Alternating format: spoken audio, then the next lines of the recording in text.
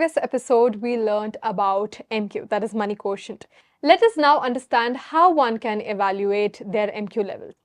So, sir, I want you to let us know how one can evaluate their own money quotient levels. Niti, it is very important to know not just about money quotient, but also to know where do I stand? What is my MQ level? Is it very low? Is it low? Is it good? Is it excellent? It is important to know where do I stand, because it is the MQ level that determines whether you will be wealthy in life or not. That's right. Now, how to do this is a simple thing. We have a portal called mqedu.in. Okay. mqedu.in is the portal, and you go there and there is a test. You can take the MQ test. You will have to answer 7 questions. Okay. The first question would be on what age bracket that you would fall in. All right. The second would be whether you live in metro or a non-metro city. And next 5 questions are very, very important. Okay. And you need to give realistic answers in realistic time frame of last 3 months. The first question would be on the income. What is the average monthly income in the last 3 months? You need to enter that. Could be 20,000, 10,000, 15,000. Because for a businessman, 1 month there will be 50,000 rupees income. Another month there will be no income. So we are looking at average monthly income for the last 3 months. Okay. Then you need to enter how much is the savings that you are doing every month. Average monthly savings for the last 3 months. Got it. Should be realistic. Enter in numbers, whether 3,000, 5,000, how much are you doing per month for the last 3 months. Then the savings that you are doing, 3,000, 5,000, at what rate it is growing. You need to mention whether it is growing at 8%, 10%, 12% or 15%. So you should know this, at what rate your savings is growing. The fourth question is on what is the financial assets that you are holding. Okay. At what rate these financial assets are growing. When I say financial assets, it means your investments not just in bank, whatever bank balance you have, FD balance that you have, investments in mutual funds, investments in stocks, anything that in financial instruments if you have invested, that is called financial assets. Okay. This is something you would have done it from maybe last 10-15 years. You may have 10-20 lakhs of FD, you may have 3-4 lakhs in stocks.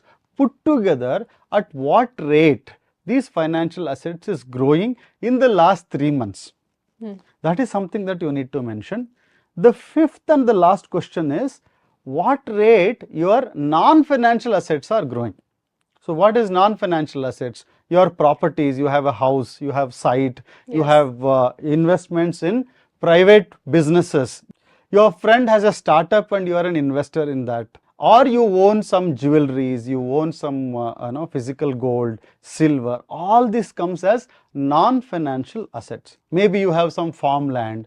All put together, if it is 2 crores, 3 crores, whatever you have created in last 10-15 years, that at what rate it is growing year on year.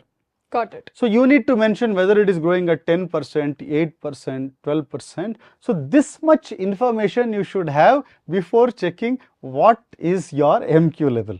So if you input these details, you will get an analysis and it gives you the score. The score is for 50 marks. How much is your marks?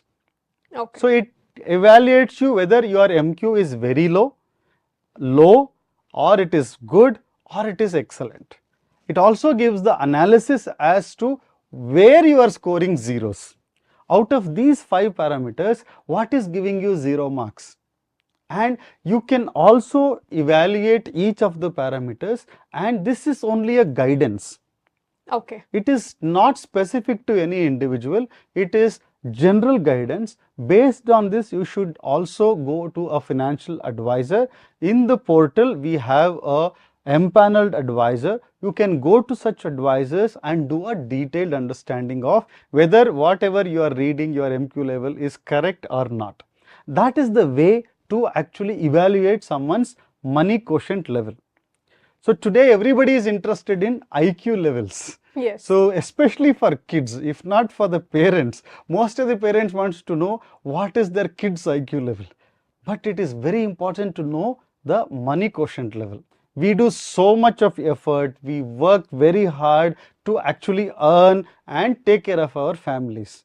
But if this money quotient is low, all that effort will go waste. So it's very important to increase the money quotient, that is increase your MQ level, and this is the simple solution. You can go to the portal mqedu.in and take this MQ test and evaluate for yourself where do you stand when it comes to financial acumen. That is interesting, sir. So now that we have understood how one can evaluate their own MQ levels with the MQ quiz, I also want to go and check my own MQ levels. I'm sure all of you are also eager to check your own MQ levels. What if our MQ levels are low? How can we improve them? Let us check them on our next video. Stay tuned.